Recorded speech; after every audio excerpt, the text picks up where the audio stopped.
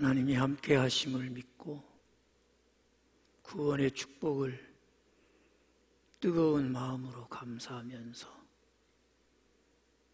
우리를 긍휼히 여기시고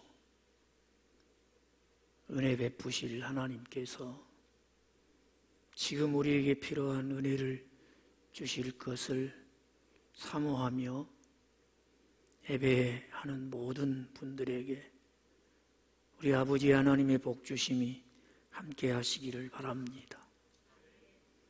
하나님께서 이 시간 우리에게 주신 말씀은 출애굽기 3장 10절 말씀부터 12절 말씀까지입니다. 출애굽기 3장 10절 말씀부터 12절 말씀까지 주신 말씀 정성스러운 마음으로 함께 봉독하시면서 살아계신 하나님의 음성 듣기를 원합니다. 이제 내가 너를 바로에게 보내어 너에게 내 백성 이스라엘 자손을 애굽에서 인도하여 내게 하리라. 모세가 하나님께 아뢰되 내가 누구이기에 바로에게 가며 이스라엘 자손을 애굽에서 인도하여 내리까? 하나님이 이르시되 내가 반드시 너와 함께 있으리라. 내가 그 백성을 애굽에서 인도하여 낸 후에 너희가 이 산에서 하나님을 섬기리니 이것이 내가 너를 보낸 증거니라. 아멘. 아멘. 오늘은 소명이 있습니다 라는 제목으로 하나님께서 친히 예비하시고 예배하는 우리에게 주시는 은혜를 기다리고자 합니다. 사람은 태어나면서부터 두 가지 질문에 대한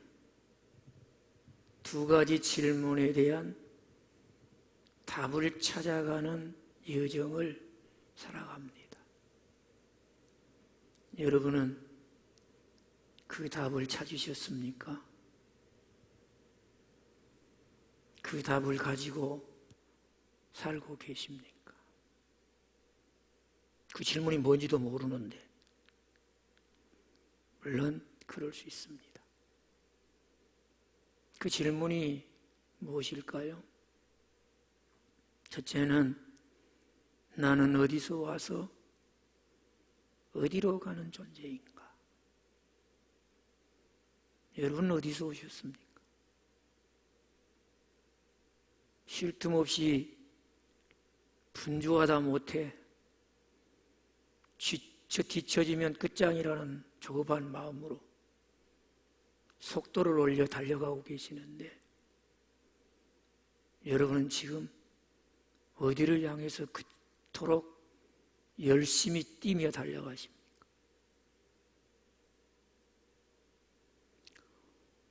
나는 어디서 와서 어디로 가는 존재인가? 두 번째 질문은 지금 주어진 삶의 자리에서 나는 왜 사는가? 여러분 왜 살고 계십니까?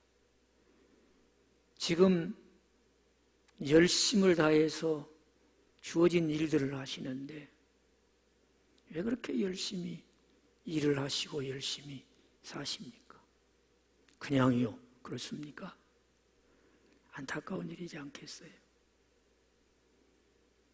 이 두 가지 질문은 하나님 만날 때 해결될 줄로 믿습니다.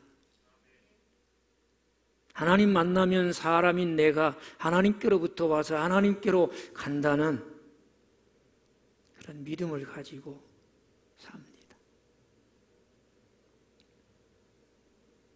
왜 사는가? 하나님이 이 일을 내게 맡기셨습니다.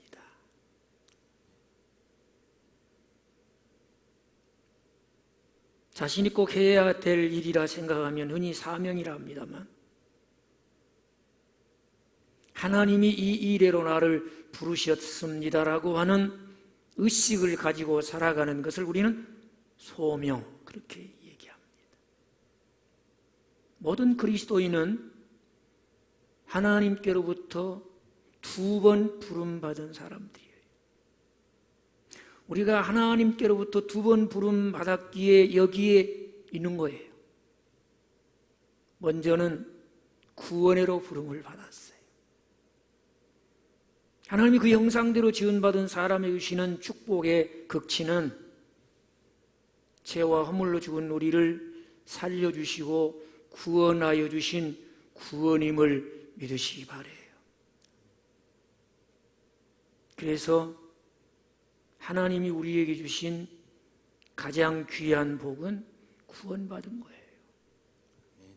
하나님의 부르심이 없이 구원을 이룰 수 있는 사람이 없고 구원을 누릴 자도 없습니다.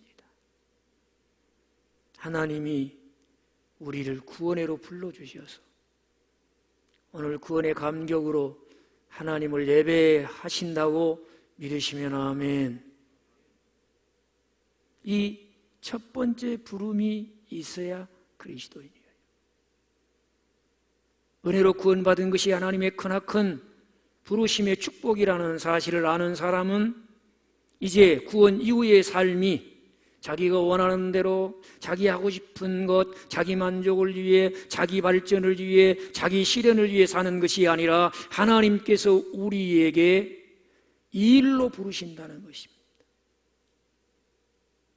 우리가 해야 될 이 일을 우리에게 맡기셔서 그 일을 통해서 하나님의 뜻을 이루어가기도 하시고 그 일을 통해서 하나님 나라 실현에 기여하는 천국 백성으로 살게 하시는 것을 믿으시기 바랍니다.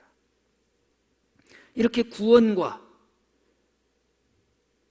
하나님이 우리를 통해서 하시고자 하는 일례로 부름을 받은 그 소명을 따라 사는 사람을 그리스도인, 적어도 일생일대에 하나님의 2번의 부르심을 받고 이 땅에서 살아가는 사람이 성도입니다.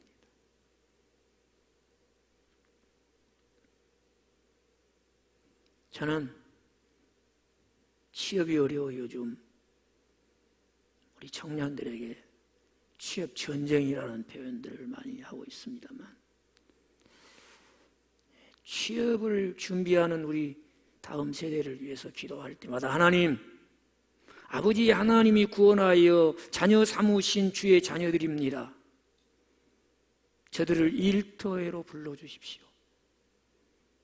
하나님이 저들에게 맡기셔서 저들이 해야 되고 그 하는 일이 이 땅에 하나님의 뜻을 펼치며 하나님 나라 실현에 기여할 수 있는 이대로 저희들을 불러주십시오. 직장으로 불러주십시오. 일터로 불러주십시오. 그래서 저들이 하나님의 임재 가운데 하나님의 주권을 인정하고 바로 자기가 서 있는 그 자리, 자기가 일하는 그 일터가 하나님의 주권과 통치와 다스림이 실현되는 하나님의 나라가 임하게 하시고 하나님의 나라가 구체적으로 실현되게 하시되 저의 일생을 통해서 그 지경이 넓어지게 하시고 그 넓은 지경에 하나님의 영향력이 이룰 수 있도록 살게 하여 주시옵소서.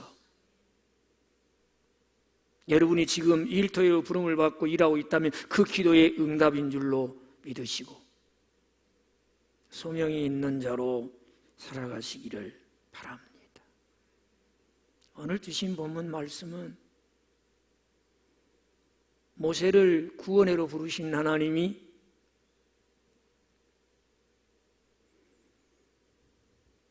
모세가 생각했던 때는 아니지만 하나님의 정확한 때에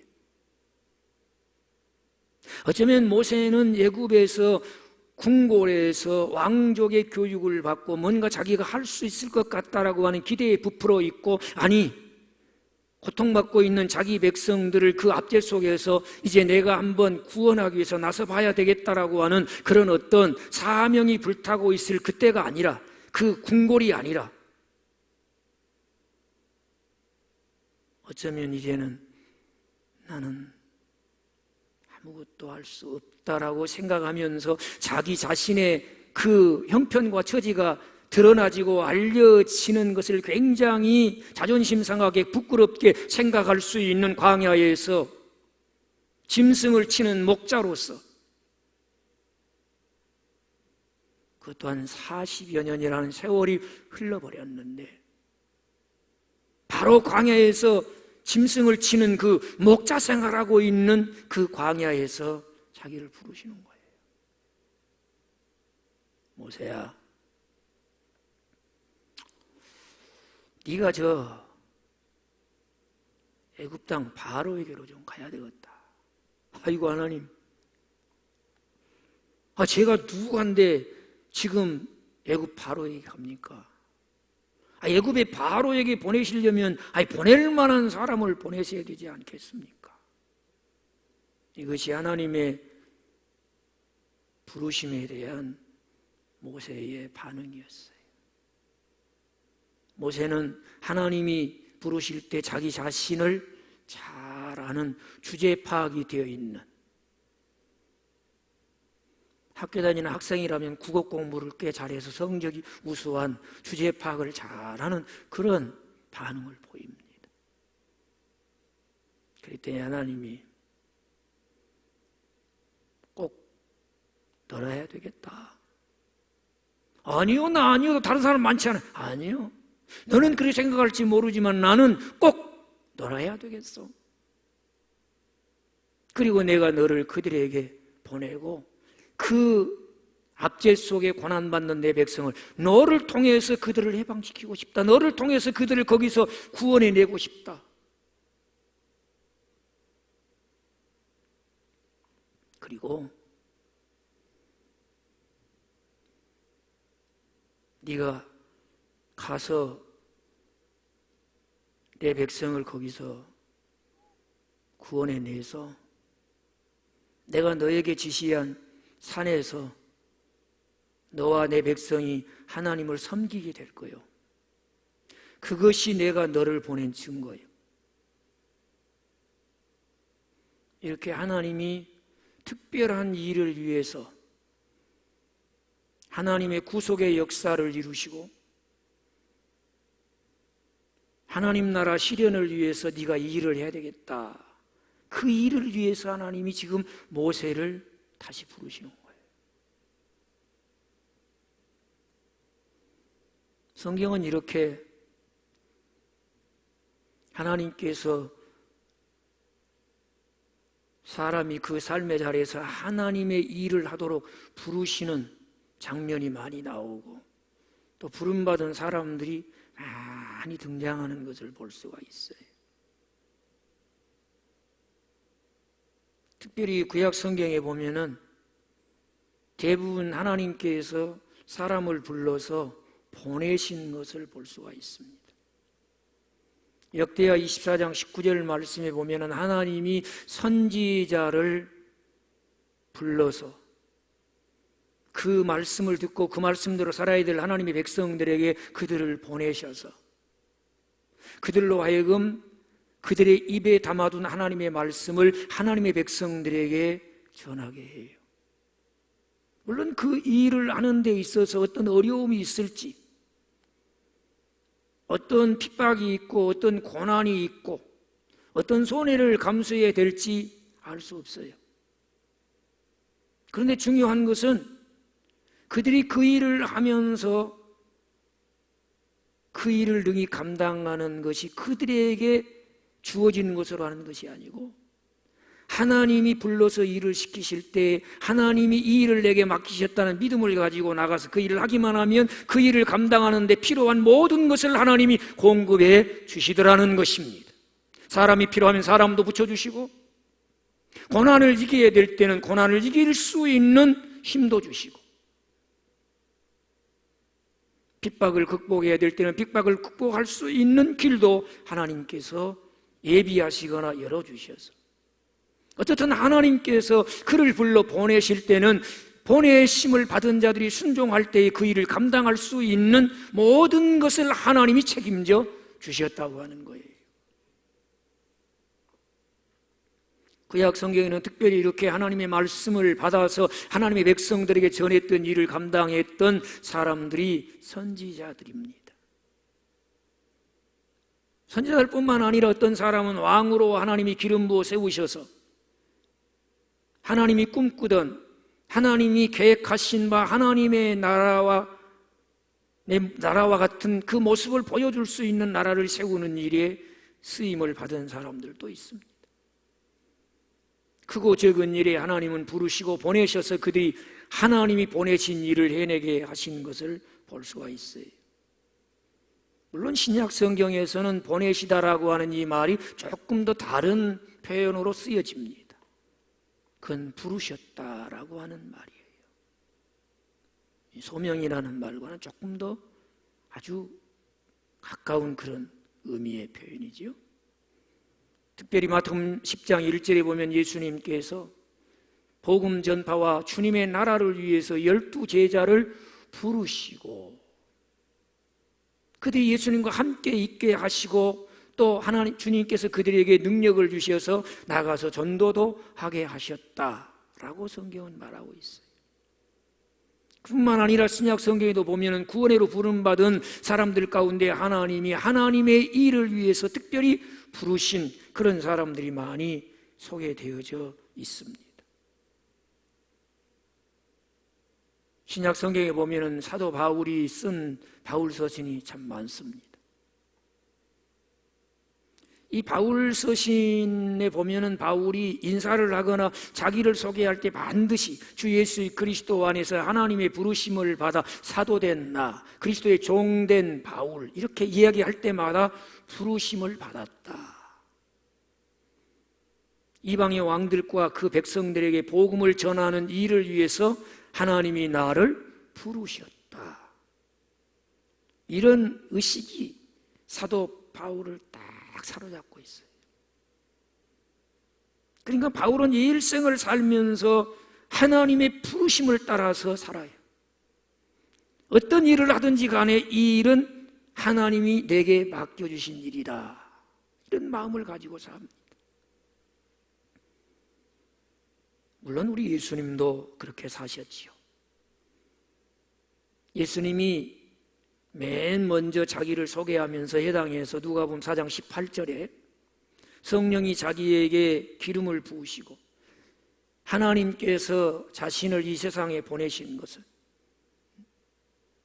포로된 자에게 자유를, 눈먼 자에게 다시 보게 함을, 눌린 자에게 자유롭게 하기 위해서 보내셨다. 심지어 주님은 얼마나 자신을 보내신 하나님의 뜻을 위해서 살았느냐. 요한복음 4장 34절에 예수님이 수가성 마을에 들어가십니다. 우물에서 여인을 만나죠. 제자들은 마을로 들어가서 먹을 것을 준비해서 다시 돌아왔습니다. 근데 예수님이 그 우물에 잠시 쉬시기 시작할 때와 제자들이 마을에 가서 양식을 구해서 돌아왔을 때의 예수님의 모습이 완전히 달라져 있었어요. 한마디로 말하면 배가 고파요. 시장기가 느껴져요. 지쳐 피곤함도 역력해요. 그런데 먹지 않아도 배부른 것 같은 모습을 주님은 실제로 보여주는 거예요. 여러분 그런 경험 있지 않습니까? 그동안 쌓였던 피곤이 한순간에 다 사라져버리고 뭔가 이 표정과 그 얼굴에 막 환희가 넘치고 생동감이 넘치는 거예요. 제자들이 속으로 이렇게 생각해, 누가 잡수실 것을 갖다 드렸나? 그래서 잠시 요기를 하시고 허기를 변하게 되셨는가 보다. 그러니까 저렇게 배고픈 기색이 없이 생기가 넘치신 거 아니겠는가 이렇게 생각하고 있었어요. 근데 그때 예수님이 제자들의 그것을 아시고 말씀하십니다. 나한테는 너희가 모르는 양식이 있다. 너희가 모르는 양식이 있다. 여러분 이 말씀을 들으면 약간 혼동스러운 질문이 하나 생각나지요. 여러분, 먹으려고 삽니까? 살라고 먹습니까? 별 복잡한 얘기 다 하고 있다. 그런 차쟁이 같아.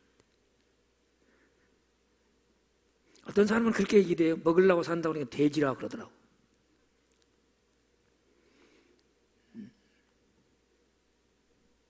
살라고 먹는다 그랬더니 위선자라고 그러고. 그럼 어떻게 대답해야 돼? 사실 여러분, 사람이 먹고 사는 문제, 어느 누구도 자유할 수 없는 중요한 문제예요. 여러분, 이 문제를 역사하는 수많은 전쟁이 있었고, 먹고 사는 이 문제로 인해서 얼마나 많은 다툼과 갈등과 번뇌와 우리가 사는 이 지구촌의 수많은 문제의 뿌리가 거기에 있습니까? 여러분, 아무리 고상해도 저는 먹고 사는 문제에 대해서 무시하는 사람은 그게 그렇게 건강하다고 생각하지 않습니다. 먹고 사는 문제를 무시해버리고 마치 자기는 먹고 사는 것에 대해서 초연한 것처럼 그렇게 반응하는 것, 여러분, 그렇게 폼 잡고 고상한 척해도 결코 그건 건강한 자의 모습이 아니에요. 여러분, 먹고 사는 게 얼마나 중요한 문제인데. 그러나 먹고 사는 것만이 전부가 되면은 얘기는 좀 달라지는 것이죠.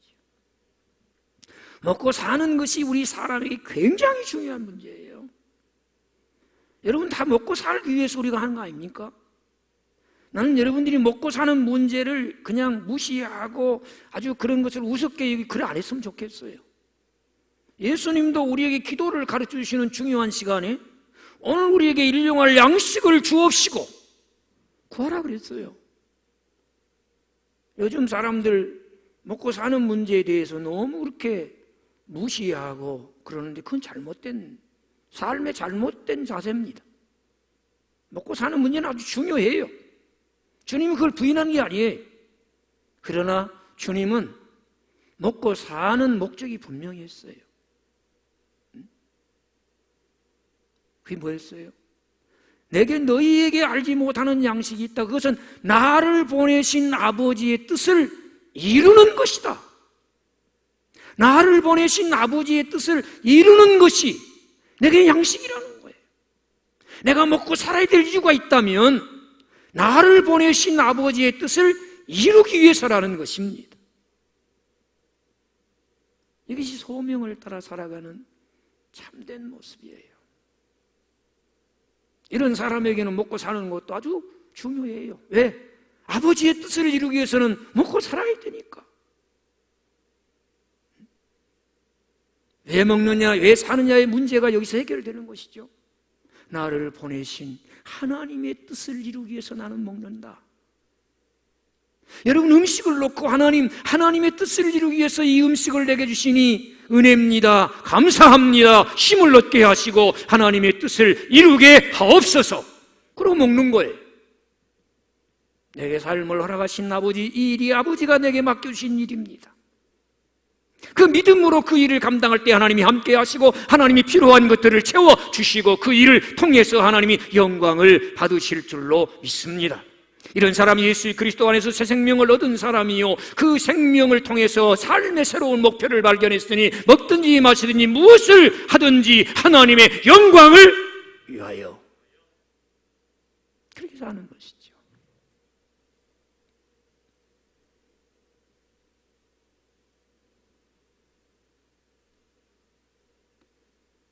그래서 그리스도인은 구원회로 부름받은 사람들이요, 이래로 부름받은 사람들.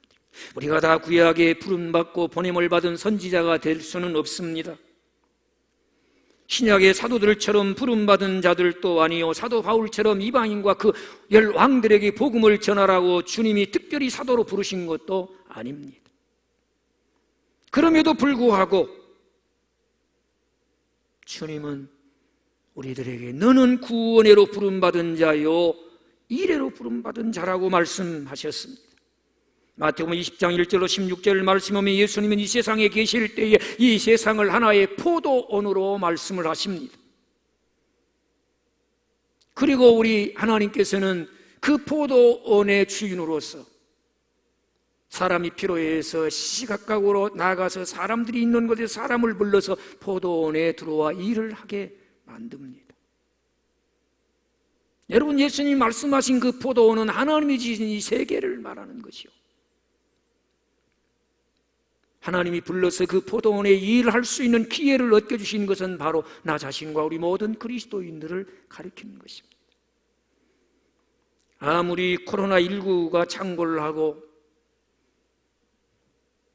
아무리 기후 변화로 말미암아 이상 기온으로 인하여서 여러 가지 자연재해가 세계 도처에서 힘들게 할지라도, 여러분, 이 세상은 하나님이 지으신 세상이고 우리는 이 세상이 하나님이 원하시는 세상, 하나님이 기뻐하시는 세상 되도록 일하라고 부름받은 일꾼들이라는 사실입니다. 이것을 인정하며 살아가는 사람이 소명이 있는 사람입니다.